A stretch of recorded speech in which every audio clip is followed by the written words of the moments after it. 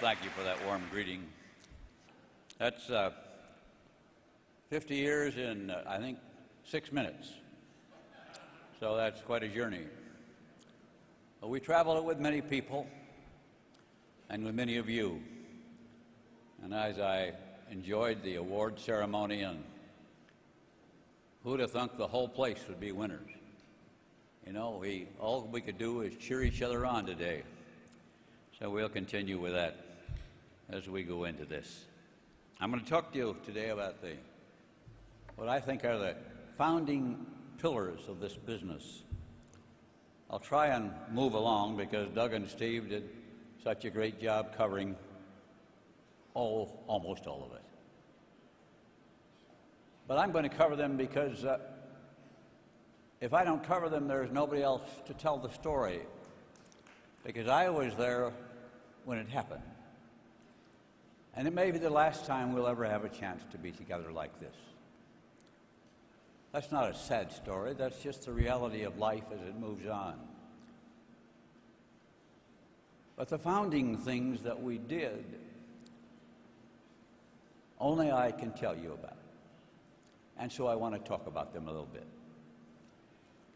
And my story goes with many days with the people I see here. So we will move on from there a little bit. And Kato Nakajima-san from Japan was with me recently. And Kato said to me, "What did your faith have to do with the Amway plan?" And I looked at him and I said, "Kato, nobody's ever asked me that before. I don't know, but I'll try and answer you." And I began to go through it, and I ended up with the 4 pillars I want to talk to you about, or the foundation of this business. And I realized that all of those were based on a spiritual foundation that comes from our Christian faith in believing in the value of all people being created by God. You see, that's the foundation of the business, was our belief in who you were, that you were just as good as we were, that everybody should have an equal chance. And I realized that our faith was indeed the foundation of how we put this plan together. You don't have to be perfect. You don't have to have the degrees and have all the right things in place. You just have to have some faith and give it what you got from where you are. That's the wonder of it all. Quite a long time ago, really. Long before we had the privilege of hooking up with Neutralite. This business is celebrating, 50 years. We're celebrating 60 years. Because it's 60 years ago that Jay and I bought a sales kit, just like you did, and started selling Neutralite. But it was before that, 75 years ago, that Carl Wren, he had the concept of the plan, the basic concept. We just picked it up from them and ran with it and embellished it and cleaned it up and pushed it on. But when this company was small, people from the W.R. Grace Company, I think they were based in New York, big company, they were looking to diversify, and they came to call and see if we were for sale. They came to see us, and Jay and I said, "Oh, let's listen to them. Let's see what somebody thinks this thing is worth." And so he came, and he told us that he'd like to acquire us, and they named a number, and it was a pretty big number for us in those days. And we kind of laughed and said, "Ah, no." I said, "Yes, listen, we want to be in business for ourselves. We're not for sale. This business is not for sale. This is a trust. This is a legacy. Our family treats it as a legacy, not something they own. It's something they're responsible for. It's something they have to care for." But they came and made this offer, and we laughed, and he said, "Well, I tell you, if you don't sell, we're going to start a company like this and compete against you. Kind of a little threat, you know. And I laughed and I said, listen, if you're going to do that, I want to get you the sales kit so that you'll get the plan right. If you're going to do it right. And he smiled, but he took the kit. I said, now, everything's in the kit. All the plan there. You better sell because we're going to take you on. Well, they took us on. They started a company called Grace Home Products. One day I met Mr. Grace himself. Mr. Grace. I said, I'm one of the guys, I'm the Amway guy, you know. They told me you were starting a company to compete against it. I said, what happened to it? He looks at me and I said, yeah, you know, he said, it went broke. I said, oh, really? I said, I gave the guy the kit. The plan was in there. All you had to do was follow. And he looks at me and says, young man. I was young then. But he poked his finger in my chest and said, young man, you left something out.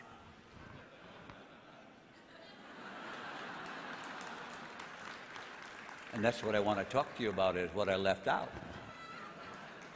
so that you will remember it.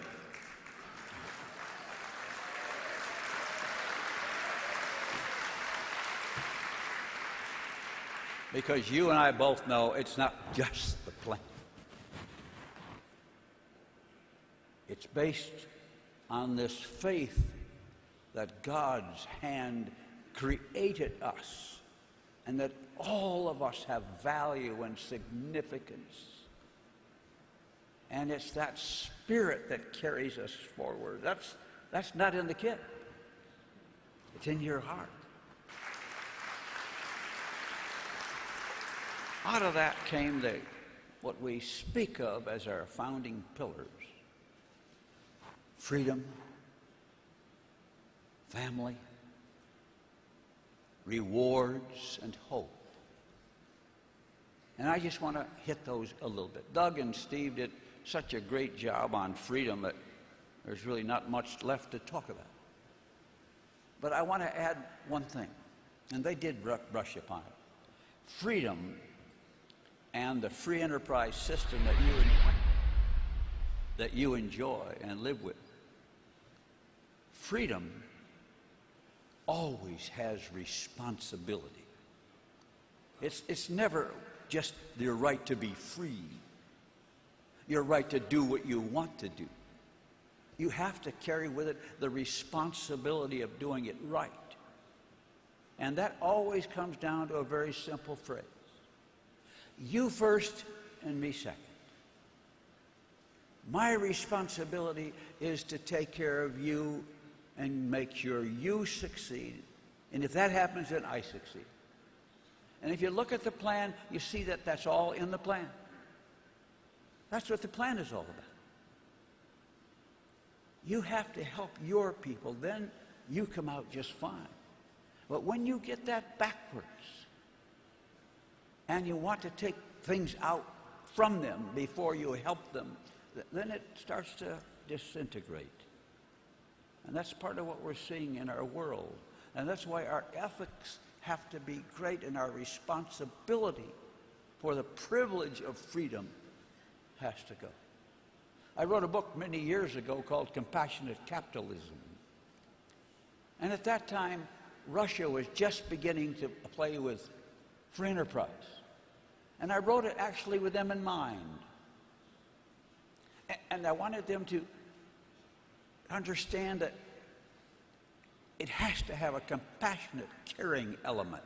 If it's just about making money and not about caring for the people that are inside your country, then it doesn't work right. Somebody in Russia wanted to publish the book in Russian, and they came to me and said, there's too much God stuff in here. Can we take that out? And then we'd like to publish it. And I said, no. I said, if you take that out, throw the book away. Because the foundation of the book is in the value of the individual.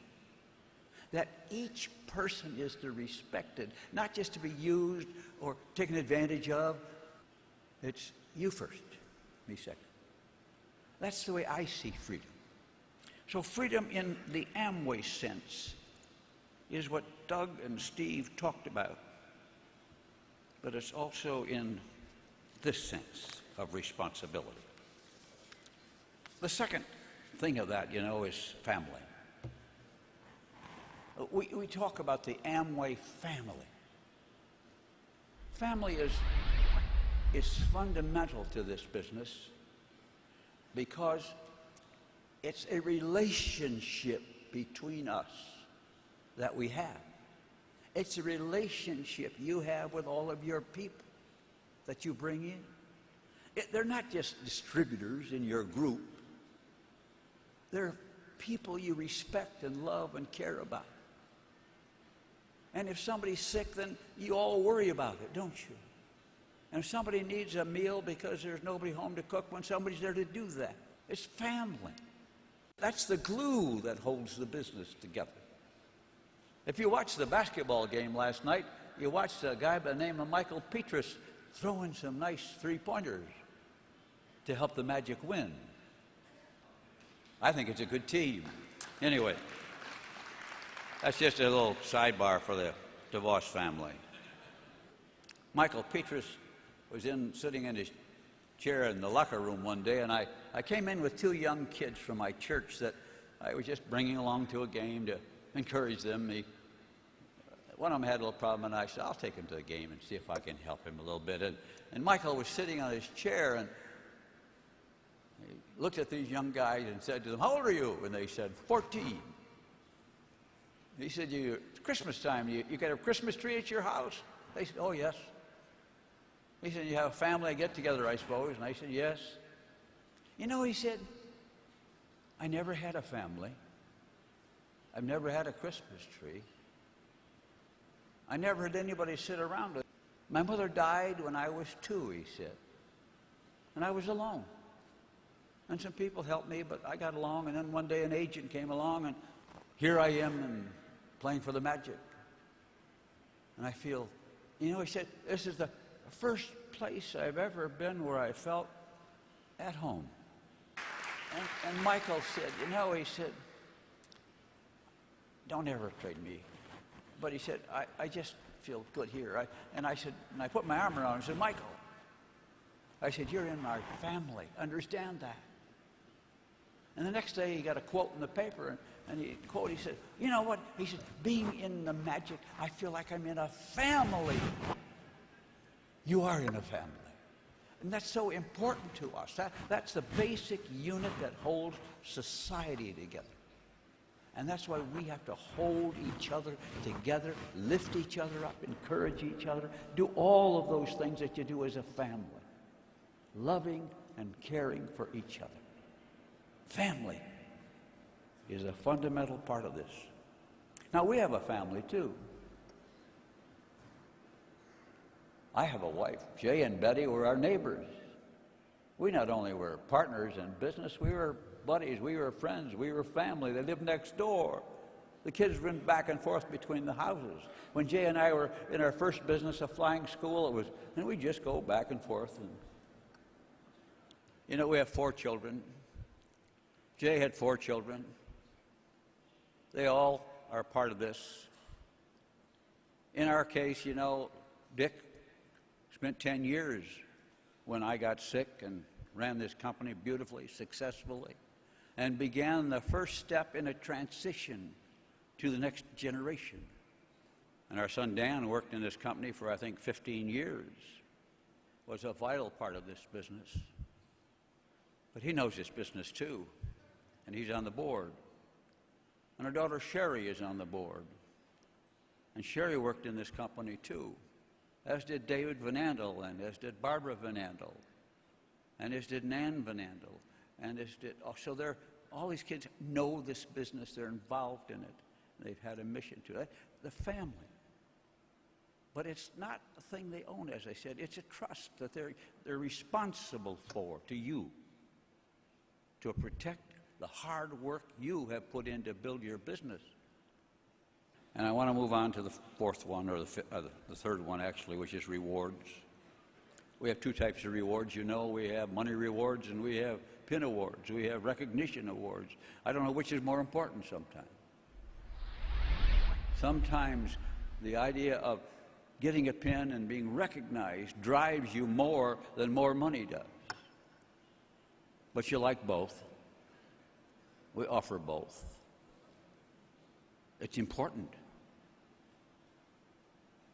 Nobody could ever tell me enough that they liked a speech. I could hear it over and over.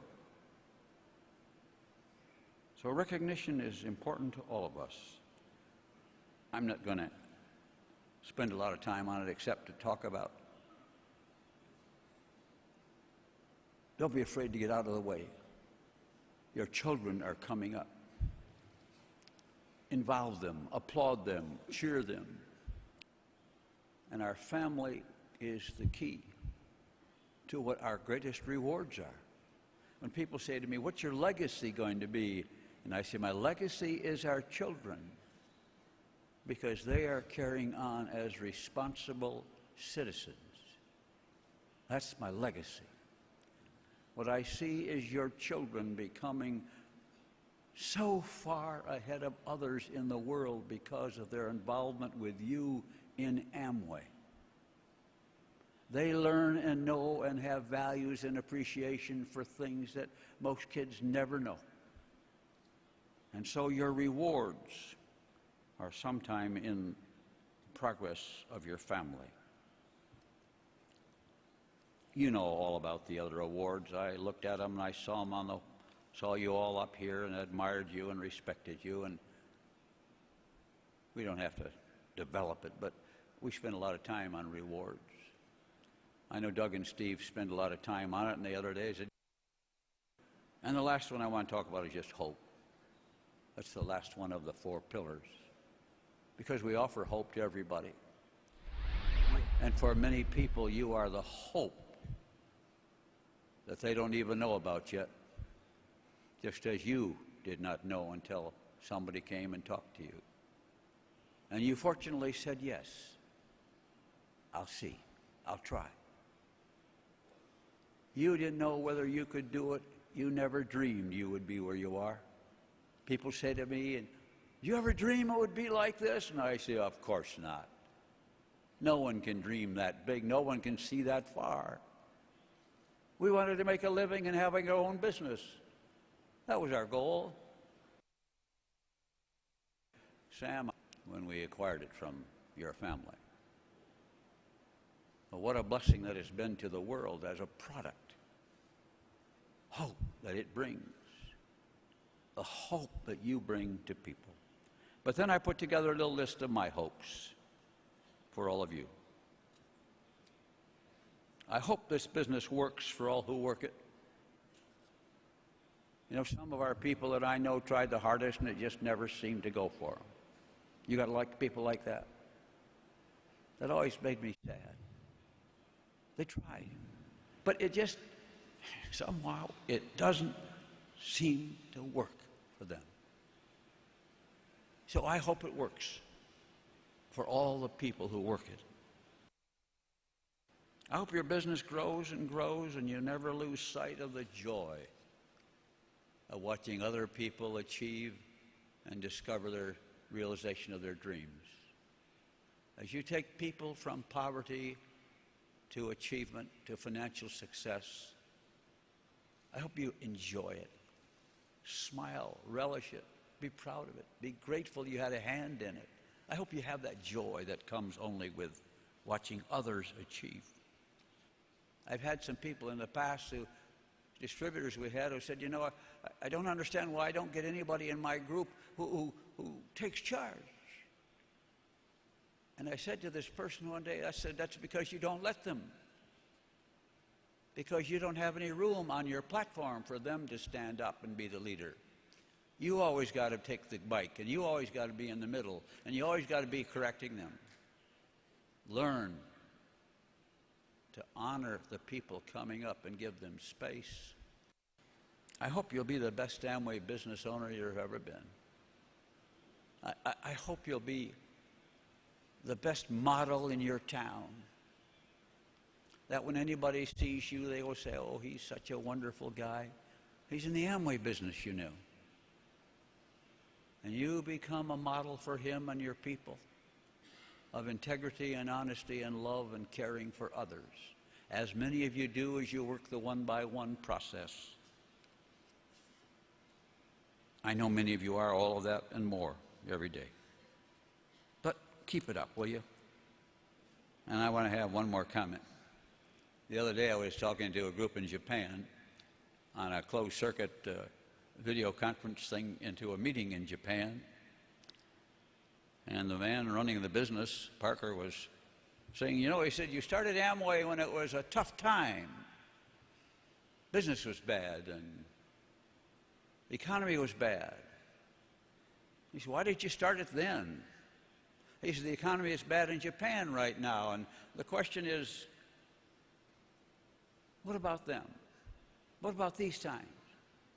And I said, you know, I never thought about it. It doesn't make any difference what the times are. It's the only time you got, folks. There is no other time for you or for me. Now is our time.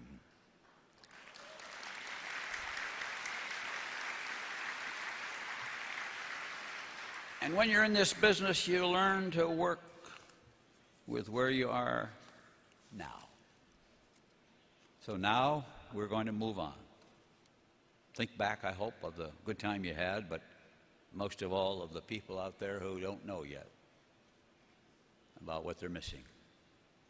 And you're going to be the missing link in bringing it to them. And their life will change because of you, as many others have already. I've been in Amway a long time. I believe in it. I like it. But Jay and I have been together since we were 14 years old.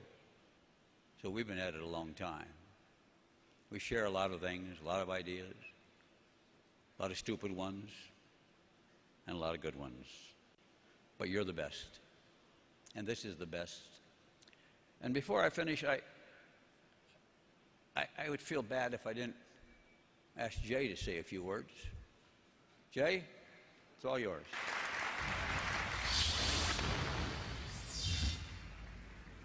The volume of that applause not only is gratifying to me, but it lets me hear how much we've grown since Rich and I held our first Amway convention back in 1961. At that time, I think the entire audience could have easily fitted on this stage.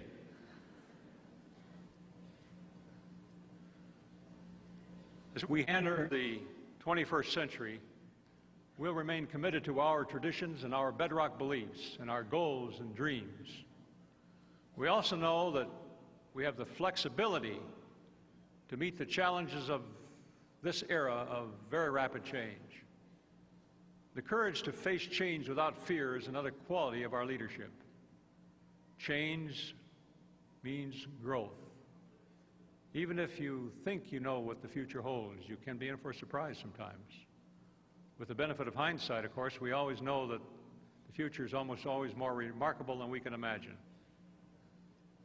We can't always rely on the experts. We have to believe in ourselves. You can't predict the future, but you can follow your dreams. These are qualities of leadership that centuries cannot change. No matter what changes the future brings, the human heart, the human mind remained unchanged. And you are here because today you have dreams and you've set goals. And you're willing to work to meet your goals and to make your dreams come true. And those ageless qualities made us leaders in this century and will keep us leaders for the 21st century or for any century beyond. When Rich and I started Amway in our basements of our homes, we had a dream. We dreamed that everyone should have the opportunity to be in business for themselves.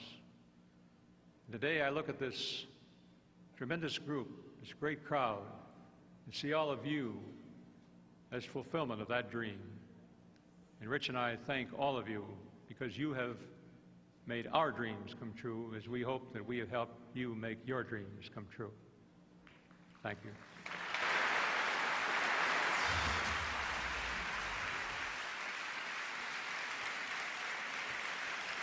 How about that? Well, Jay had a lot of great ideas, and we had a lot of fun, and he was a wonderful partner for a lifetime, from when we met in high school until they passed away. We were together, kids with a dream, passed now on to you, for you to take it and run with it, and we're looking forward to you're having a wonderful time as we've had a wonderful time with you.